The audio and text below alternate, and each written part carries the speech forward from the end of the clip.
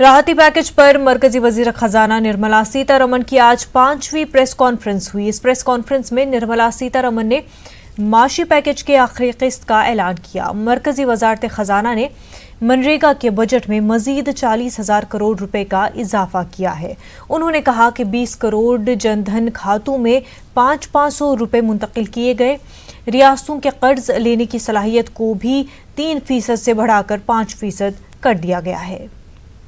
करोड़ लोगों को मुफ्त में 5 किलो गेहूं और चावल देने के लिए हमने इस योजना को लेकर आए और इनके परिवारों को 1-1 किलो दाल देने का काम भी किया और प्रति व्यक्ति 5-5 किलो गेहूं चावल। इसके अलावा गैस की कमी ना हो, ऐसे 6 करोड़ 81 लाख रसोई गैस के सिलेंडर और इसमें 8,429 करोड़ रुपया इन बेनिफिशरीज के खाते में डायरेक्ट बेनिफिशरीज ट्रांसफर के माध्यम से किया गया है। किसानों के लिए पीएम किसान योजना के माध्यम से 8 करोड़ 19 लाख किसानों के खातों में 16,394 करोड़ रुपया ट्रांसफर कर दिया गया है। नेशनल सोशल असिस्टेंस प्रोग्राम जो वृद्ध, विधवा, अपंग के लिए किया जाता है, उसमें भी 2 करोड़ 81 लाख बेनिफिशरीज को 2,807 करोड़ रुपये अब तक ट्रांसफर कर दिया गया। कुल इसमें 3,000 करोड़ ट्रांसफर करना था। प्रधानमंत्री जनधन योजना खाते जो लगभग 20.5 करोड़ लोगों के हैं, महिलाओं के हैं, जिसमें शहरों में भी 2 करोड़ महिलाओं के खाते इसमें आते हैं। इसमें 40 करोड़ 54 लाख ट्रांसफर्स करके कुल 20,267 करोड़ रुपया ट्रांसफर कर दिया गया है और building and construction fund 2 crore 20 lakh beneficiaries को 3,950 करोड़ रुपया ट्रांसफर कर दिया। अब प्रवासी मजदूर अपने घरों में वापस कैसे जाएं? रोज की 300 गाड़ियां हमने रेलगाड़ी उपलब्ध करवाई हैं। जिस राज्य ने जितनी मांग की उसको उतनी उपलब्ध करवाई जा रही है और इसमें जो मजदूर वापस गए उसमें 85% पैसा केंद्र सरकार ने खर्च किया ताकि मजदूरों पर कोई बोझ ना आए। रास्ते में खाना दिया। मोदी जी ने जहां एक और राशन देने का काम किया 80 करोड़ लोगों को, वहीं पर रेल की सुविधा भी 85 करोड़ पैसा केंद्र की सरकार ने किया। अब जो 8 करोड़ प्रवासी मजदूर हैं उनके लिए भी 35 करोड़ रुपए की योजना अलग से लाए कि उनके लिए भी राशन की कमी कहीं ना हो। तो गैस सिलेंडर भी दिया है। ये अपने आप में दिखाता है हमने कहीं कमी नहीं रखी। और ऐसे 12 लाख लोगों ने ईपीएफओ में से अपने 3,360 करोड़ रुपया पिछले 2 महीनों में निकालने का काम किया। ये सब कदम उस दिशा में है ताकि संकट की घड़ी में भारत के किसी व्यक्ति को कोई मुश्किल ना आए। हो सकता है कहीं थोड़ी बहुत कमियां रही हों, लेकिन प्रयासों में कोई कमी आ गई। मुल्क में कोरोना मरीजों की तादाद में मुस्तकिल इजाफा दर्ज किया जा रहा है। एक दिन में सबसे ज्यादा कोरोना के पॉजिटिव मामले सामने आए हैं। पिछले 24 घंटों में 4,987 कोरोना पॉजिटिव की तशखीस हुई है। कोरोना मुतासरीन की तादाद बढ़कर 90,927 हो गई है, जबकि मरने वालों की तादाद 2,872 हो गई है। हालांकि अब तक 34,108 मरीज सेहतयाब हो चुके हैं।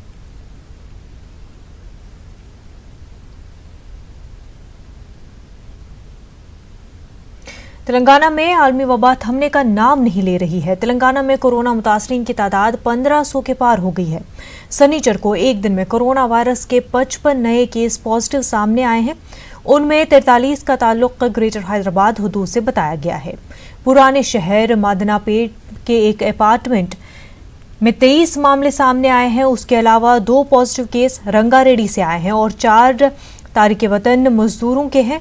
संगारेड्डी में 2 गैर मुकीम हिंदुस्तानियों के भी कोरोना पॉजिटिव होने की तौसीक हुई है। इसी तरह जगतियाल से 2 और जनगांव और मुंचड़ियाल से एक कोरोना पॉजिटिव केस की इतला है।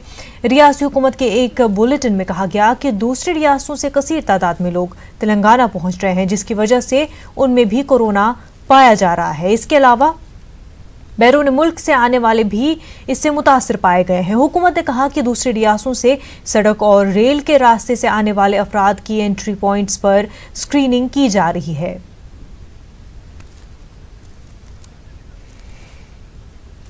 तेलंगाना के बेशतर अजला कोरोना वायरस से अमन निजात हासिल कर चुके हैं, लेकिन ग्रेटर हैदराबाद और रंगारेड्डी जिला अभी भी वहां पर कोरोना वायरस फैल रहा है। तकारीब से गुरेज करने का मशवरा दिया जा रहा है, लेकिन उसकी खिलाफ वर्जी के नतीजे में संतोष नगर के मादनापेट इलाके में बैक वक्त 23 अफराद कोरोना से मुतासर पाए गए हैं। ये तमाम अपार्टमेंट में एक बर्थडे पार्टी में शरीक हुए थे। अपार्टमेंट में मौजूद एक सॉफ्टवेयर मुलाजिम ने बर्थडे पार्टी का एहतमाम किया था, जिसमें अपार्टमेंट के कई अफराद शरीक हुए थे। बर्थडे पार्टी में कोरोना से मुतासर अफराद की मौजूदगी ने दूसरों को भी मुतासर कर दिया। GHMC अहदेदारों के मुताबिक बर्थडे में शिरकत करने वाले मजीद 5 अफराद में कोरोना की अलामात पाई गई है। मादनापेट कंटेनमेंट इलाके में तब्दील कर दिया गया है, जिसे मकामी अफराद में बेचैनी पाई जा रही है। एक और वाकया शहर के मंगलाहाट में पेश आया है, जहां कॉमन बाथरूम इस्तेमाल करने से 15 अफराद का कोरोना टेस्ट पॉजिटिव आया है। अहदेदारों की जानिब से इन 2 इलाकों में सख्त चौकसी इख्तियार की जा रही है।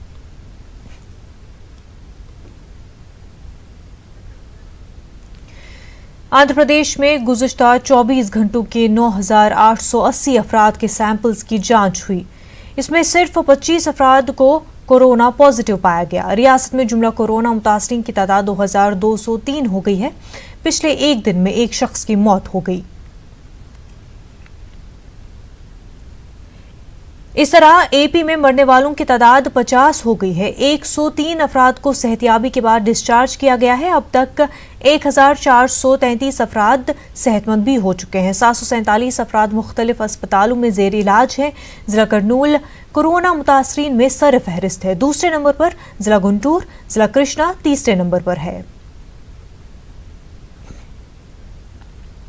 गरीबों और मजदूरों को लॉकडाउन में सबसे ज्यादा खाने पीने की तकलीफ हो रही है। ऐसे में अहले खैर हजरात भूखों का पेट भरने में लगे हुए हैं। दिल्ली लोधी रोड में वाक़े साई समिति प्रसादम में 52 दिन से लगातार खाना तकसीम किया जा रहा है। हमारे नुमाइंदे खुरम शहजाद ने जायजा लिया, आइए देखते हैं। लॉकडाउन का दौर जारी है, लेकिन इस बीच इंसानियत भरी तस्वीरें लगातार सामने आ रही हैं। धार्मिक संस्थाएं हो या धार्मिक जगह हो, हर जगह से लोगों के लिए, इंसानों के लिए न सिर्फ खाना बांटा जा रहा है बल्कि मदद की जा रही है। ऐसी ही एक जगह है साई समिति प्रसादम लोधी रोड। हम आज वहीं पर पहुंचे हैं। यहाँ पर 52 दिन से लगातार खाना बांटा जा रहा है। हम आपको यहाँ पर तस्वीरें दिखाना चाहेंगे कि किस तरीके से यहाँ पर रोजाना खाना तैयार होता है, फिर उसको अलग अलग दिल्ली की तकरीबन 12-13 जगहों पर ले जाया जाता है और वहाँ पर जो गरीब होते हैं उनको वहाँ पर वो खाना दिया जाता है।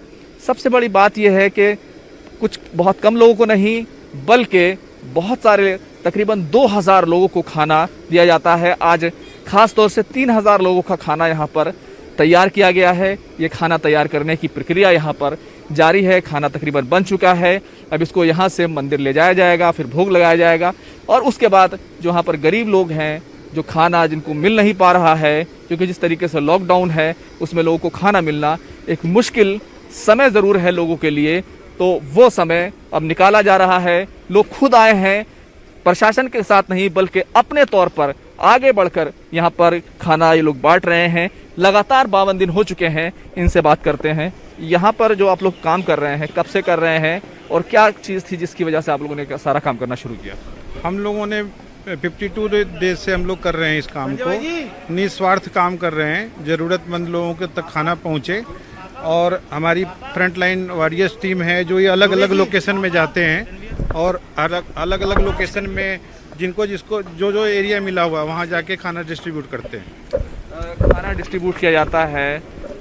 कितने लोग हैं जिनको आप खाना रोज़ाना तकसीम करते हैं? कितनी लोकेशंस हैं, कहाँ कहाँ जाना होता है? हमारी लोकेशंस हमने 4-5 लोगों ने बांटी हुई है। जैसे मैं साउथ दिल्ली का एक पार्ट देखता हूँ, ये साउथ दिल्ली का इधर का पार्ट देखते हैं। ऐसे करके हम 4-5 लोकेशंस हैं। उन लोकेशंस में जा जाकर हम कम से कम 1500 से 2000 बंदों को हम बांटते हैं और इसमें बच्चों का हम अलग डिस्ट्रीब्यूट करते हैं। जैसे कभी पैटीज हो गई, कभी बंस हो गए, कभी पेस्ट्रीज हो गई, तो ऐसे करके बच्चों का अलग है और बड़ों के लिए हम अलग से वो करते हैं। ड्रिंक्स भी प्रोवाइड करते हैं। जहाँ पुलिस वालों के जो बैरियर्स हैं उनको भी ज़रूरत है इस समय, वो भी वॉरियर्स ही हैं, तो उनके लिए भी हम जो है ड्रिंक्स और जो बाकी चीज़ें वो पूरी करते हैं। खाना लगातार बढ़ रहा है, लेकिन क्या चीज़ थी कि आप लोग आगे आए और इसको करना शुरू किया? कौन चीज़ें देखी थी और कैसे ये पूरी जो पहल है वो शुरू हुई थी? जैसे कि लॉकडाउन शुरू हुआ 22 तारीख को, 22 मार्च को बोला गया, तो बहुत हबड़ तबड़ मची हुई थी, काम धंधे सब खत्म हो गए थे। हम लोगों के पास तो ईश्वर की कृपा से सक्षम थे कि हम घर में बैठ के खा सकते हैं। हमें ध्यान आया जिन लोगों के पास नहीं है, जो ज़रूरतमंद है, कम से कम उनके मुंह में खाना जाना चाहिए। तो हमारी साइंस समिति प्रसादम बाबा का आदेश हुआ तो हम सब ने ये डिसीजन लिया कि नहीं, खाना बनाएंगे और ज़रूरतमंद जिनको खाना नहीं मिल रहा उन तक हमारा उद्देश्य था कि उन तक खाना पहुँचे। और ऊपर वाले की कृपा से आज 52 दिन हो गए, आज 52वां दिन है हमारा और हम इस लक्ष्य को हमने पूरा किया अपना। कहते हैं कि डॉक्टर्स हैं वो फ्रंट लाइन में लड़ रहे हैं, हमारे सुरक्षाकर्मी हैं वो लड़ रहे हैं, लेकिन बहुत सारे ऐसे लोग हैं जो इन लोगों के पीछे खड़े हैं और असल लड़ाई वही लोग लड़ रहे हैं। कैमरामैन गौरव गिरी के साथ खुर्रम शहजाद, न्यूज़ 18 दिल्ली। रमजानुल मुबारक रहमतों और बरकतों का महीना है। इस महीने का हर एक दिन और लम्हा रहमतों से पुर है, लेकिन माह रमज़ान के आखिरी अशरे में शब कदर की 5 रातों की बड़ी फजीलत बयान की गई है। उलमाए किराम ने शब कदर की रात कसरत से अल्लाह की इबादत करने और मुल्क को कोरोना वबा से आज़ाद कराने के लिए दुआ करने की अपील की है। अल्लाह ताला इस रात की दुआ के वसीले से मुल्क से कोरोना का खात्मा करें। मौजूदा हालात के तनाजुर में और मुल्क में कोरोना वायरस से बचने के लिए जो लॉकडाउन लागू किया है उसकी पाबंदी करते हुए रात को अल्लाह ताला से इस बीमारी के ख़ात्मे के लिए दुआ करें, क्योंकि शब कदर जब अफजल तरीन रात है तो इसमें दुआएं भी अल्लाह ताला कबूल करते हैं और हमारी दुआएं भी सुनते हैं।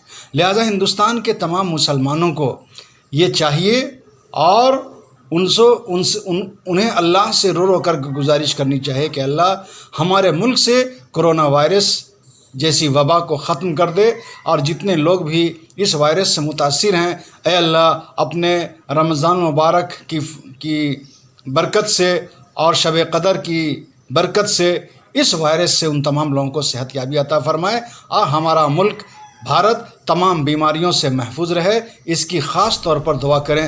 तो इंशाअल्लाह शब कदर की रात की फजीलत में जो दुआ की जाएगी अल्लाह उस दुआ को ज़रूर सुनेंगे, ज़रूर सुनेंगे, ज़रूर सुनेंगे। मध्य प्रदेश में एक तरफ कोरोना वायरस का कहर जारी है, वहीं दूसरी जानिब लॉकडाउन के बीच जाने वाले मजदूरों के लिए हुकूमत और ऑपोजिशन के बीच सियासत भी जारी है। मध्य प्रदेश के रेवा में रोटी मांगने वाले मजदूरों पर किए गए लाठीचार्ज की मजम्मत करते हुए कांग्रेस के अराकीन ने साबिक वज़ीर आला दिग्विजय सिंह की क़यादत में भोपाल बाग सेनविया में मजदूरों से मुलाकात की और उन्हें खाने पीने की अशिया के साथ ज़रूरत के सामान मुहैया किए। इस मौके पर दिग्विजय सिंह और मध्य प्रदेश के साबिक वज़ीर कानून पीसी शर्मा ने सूबाई और मरकजी हुकूमत को तनकीद का निशाना बनाया।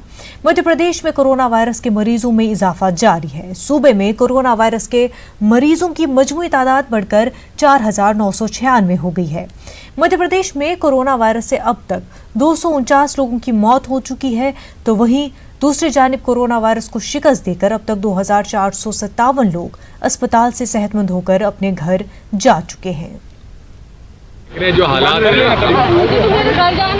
सड़कों से लोग निकल रहे हैं, अभी रहने की सुविधा है, बसों से निकल रहे हैं, उनसे मजदूरों से 3,000 से 4,000 रुपये तक प्रति मजदूर लिया जा रहा है। सरकार शांत है, केंद्र सरकार कहती है मुफ्त में ले जाएंगे। अरे कहाँ है? राज्य सरकारों को आगे आना चाहिए, केंद्र सरकार को आना चाहिए। ये 20 लाख के पैकेज में इन लोगों के लिए क्या मिला है? क्या आने जाने का खर्चा इनको मिलेगा? तो जो खर्चा हो गया क्या रिइंबर्स होगा?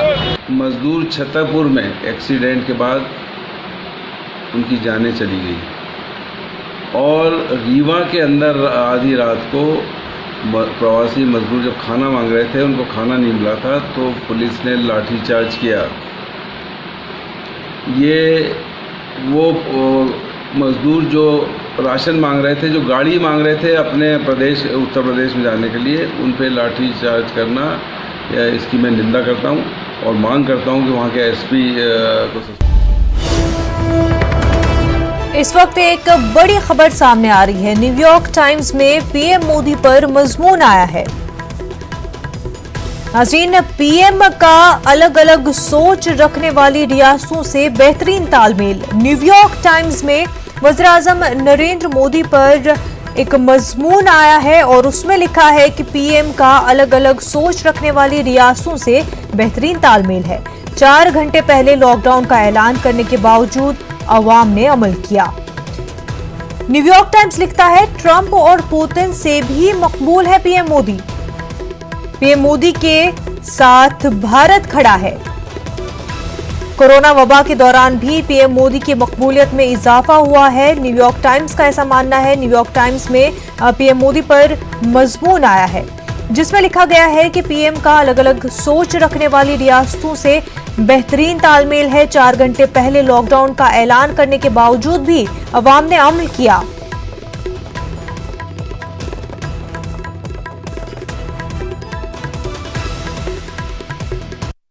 देशी अखबार प्रधानमंत्री मोदी और भारत को लेकर बिना हकीकत जाने क्रिटिकल राय रखते आए हैं, लेकिन प्रधानमंत्री मोदी की लोकप्रियता को लेकर न्यूयॉर्क टाइम्स के इस आर्टिकल ने साफ कर दिया है कि अब विश्व वास्तविकता समझ चुका है। बीजेपी रहनुमा हाजी अरफाज शेख ने महाराष्ट्र हुकूमत से मुतालबा किया है कि रमजान का महीना इख्तिताम पजीर हो रहा है। तमाम मुसलमान ईद की नमाज को लेकर कश्मकश में हैं। इस तरह पीपीई किट पहनकर मुसलमानों को नमाज पढ़ने की इजाजत दी जानी चाहिए। उद्धव जी ठाकरे साहब को मैंने एक पत्र लिखा और उनको कहा कि साहब मैं एक ऐसा सुझाव देता हूं, मुझे ऐसा लगता है कि ऐसा होना चाहिए और सभी मुस्लिम मंत्रियों ने, सभी मुस्लिम लीडरों ने माननीय मुख्यमंत्री जी से बात करके ये करना चाहिए कि जैसे हॉस्पिटल के अंदर एक डॉक्टर पेशेंट के पास जाता है पीपी किट पहन के, उसको कोई बीमारी नहीं होती है, वो अपना बचाव कर सकता है। अगर कोई मरीज जिसकी डेथ हो जाती है तो वो मरीज को छोड़ने के लिए वो जो लोग डॉक्टर्स वगैरह जो टीम जाती है कब्रिस्तान तक जाती है वो पीपी किट पहन के जा सकती है। इसका मतलब पीपी किट पहनने से वो उसको सेफ्टी है, वो कोई प्रॉब्लम नहीं हो सकता, वो अपना बचाव कर सकता है। इसीलिए मैं चाहता हूं कि इस साल महाराष्ट्र का मुसलमान, देश का मुसलमान, हम एक रिक्वेस्ट करते हैं महाराष्ट्र के मुख्यमंत्री जी से कि इस साल मुसलमान पठानी सूट नहीं पहनेगा, पीपी किट पहनेगा, क्योंकि ईद में नया कपड़ा पहनना जितना इंपॉर्टेंट नहीं है उतनी नमाज पढ़ना हमारे लिए इंपॉर्टेंट है। इसलिए हम चाहते हैं महाराष्ट्र के मुख्यमंत्री जी ने हमको पीपी किट के अंदर, हमको महाराष्ट्र के अंदर नमाज पढ़ने के लिए पाबंदी हटाई जाए। लॉकडाउन के हालात में कर्नाटक वक्फ बोर्ड की कारकर्दगी पर सवालात उठ रहे हैं। बेंगलुरु में चंद समाजी कारकुन ने कहा कि वक्फ बोर्ड के चेयरमैन अपनी जिम्मेदारी को बखूबी अदा करें या फिर अपने ओहदे से इस्तीफा दें।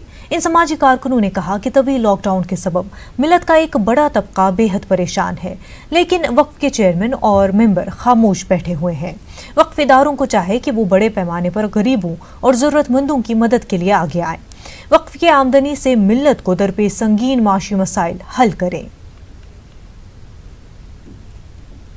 वक्फ बोर्ड से जितने भी जो इदारों से जो पैसा कलेक्ट कर रहे हैं या वक्फ बोर्ड में जो बैलेंस अमाउंट है वो कौम पे खर्च कर रहे हैं बोल रहे हैं, कहाँ खर्च कर रहे हैं हमें तो अभी तक तो नहीं देखा। लेकिन ये कि ये वक्फ की जो जिम्मेदारी है बहुत बड़ी जिम्मेदारी है, ये अल्लाह की अमानत है। ये अमानत का जो जरिया बने यूसुफ साहब को वक्फ बोर्ड के चेयरमैन बनाए, वो सीईओ आया, वो सर्कुलर पास कर दिया, ये देखे नहीं हमने दे दिया बोले तो क्या जिम्मेदारी है? ऐसी जिम्मेदारी लेके कौम का नुकसान करने से बेहतर है रिजन दे दो। नहीं, इधर है क्या है बोले तो ये वफ जो है जो वफ करती हैं, जो वफ को प्रॉपर्टीज जो लोग करती हैं वो आपको यतीमा बेवाया जो यतीमा रहती हैं उनके वास्ते है पैसा। तो जब तुम्हें गैर गरीब जो यतीमा सब वैसे हालत में, वैसी मुश्किल हालत में जब तुम्हें अब भी नहीं दिया तो फ़ायदा क्या वक्फ को? तवील लॉकडाउन के सबब तालीमी निज़ाम भी मुतासर हुआ है, लेकिन वालिदैन और तलबा अब जहनी तौर पर आने वाले नए तालीमी साल के लिए तैयार रहें। बेंगलुरु में मनाहिल तालीमी इदारे के नुमाइंदों ने ये अपील की। इदारे के सदर नवाब जान कुरैशी ने कहा कि वालिदैन अपने बच्चों की तालीम की जानिब खास तवज्जो दें। हुकूमत की हिदायत मिलते ही क्लासेस शुरू होने वाली हैं। उन्होंने मुस्लिम तबके से दरख्वास्त की कि वो इस मरतबा ईद उल फित्र सादगी से मनाएं। मनाहिल इदारे ने गरीब तलबा के लिए स्कॉलरशिप का ऐलान किया है। पैसा ईद में, कपड़ों में, दूसरे चीज़ों में गुजार कर खर्च करते थे, उस पैसे को बचा करके एजुकेशन ज़रूरी है, एजुकेशन की तरफ ध्यान दें, एजुकेशन के पीछे इस पैसे को लगाएं, बेहतर तरीके से एजुकेशन हासिल करें। एजुकेशन की भी दुश्वारियाँ बढ़ती जा रही हैं। अभी एजुकेशन भी जो है चंद दिन के लिए ऑनलाइन पे पढ़ना पड़ेगा, तो इसको भी ध्यान रखें। जो भी है, ऑनलाइन हो या स्कूल में जाकर पढ़ने की ज़रूरत पड़ी तो भी आप एजुकेशन की तरफ ध्यान देकर अपने बच्चों का ख्याल रखें, बेहतर से बेहतर एजुकेशन देने की कोशिश करें और जो भी पैसा इधर उधर खर्च करते हैं एजुकेशन की तरफ खर्च करें, उसकी तरफ ध्यान देकर आप उसको फॉलो करें। नहीं चाहती कि सारे औरतें, मोस्ट ऑफ द शॉपिंग जो है औरतों का ही हिस्सा होती है और सारे दुकानों पर औरतों की ही भीड़ भाड़ दिखाई पड़ती है। इस वक्त बावजूद इसके कि सारी दुकानें बंद पड़ी हैं, इसके बावजूद भी कई सारे औरतें हैं जो अपने ईद को अच्छी से तरह से मनाने की जद्दोजहद में हैं। तो मैं उनसे गुजारिश करना चाहूँगी कि आप ये इस ईद को काफ़ी सादगी से मनाएं और इस ईद को जो है अच्छी तरह से सादगी के साथ मनाते हुए हम लोग मुल्क का साथ दें और इस सादगी से मनाते हुए जो खर्च आप बचा सकेंगे उस खर्च को अपने बच्चों की तालीम के लिए इस्तेमाल करें। हुकूमत के जरिए माइग्रेंट मजदूरों को उनके घरों तक पहुंचाने की मुहिम मुसलसल जारी है, जिसके लिए मुसलसल स्पेशल ट्रेनें चलाई जा रही हैं। ऐसे ही एक स्पेशल ट्रेन आज गुजरात से उत्तर प्रदेश के मजदूरों को लेकर अलीगढ़ पहुंची, जिसमें 1800 मजदूर सवार थे।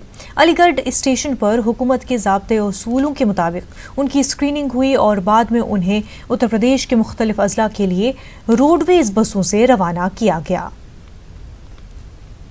गुजरात से आए, अलीगढ़ पर उतरे, खाना पीना की सबकी व्यवस्था भाई, सब सवारी मिली, आराम से तसल्ली से बैठे अच्छी तरीका से। तो क्या कहना चाह सरकारी योजना है, धन्यवाद होना चाहिए। जय जय भारत। ये गुजरात के महसाना से लगभग 1800 के करीब यात्री आए हैं और इनको रोडवेज की विभिन्न बसों के माध्यम से उनके गंतव्य जनपद को भेजा जा रहा है और इसमें ये अलीगढ़, कासगंज, एटा, बदायूं और आसपास के विभिन्न जिलों।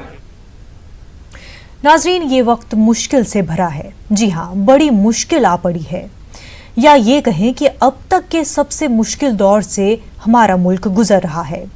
लेकिन कोई बात नहीं, क्योंकि कोई अकेला नहीं लड़ रहा।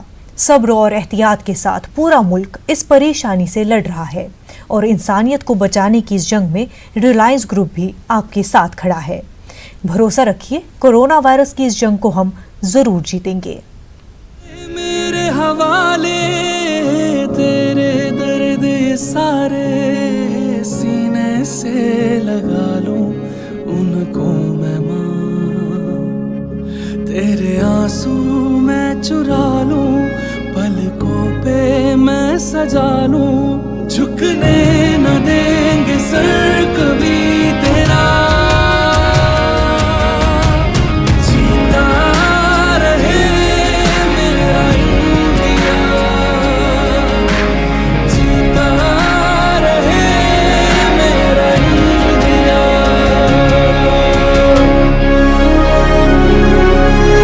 हम सब साथ मिलकर इस लड़ाई को जीतेंगे।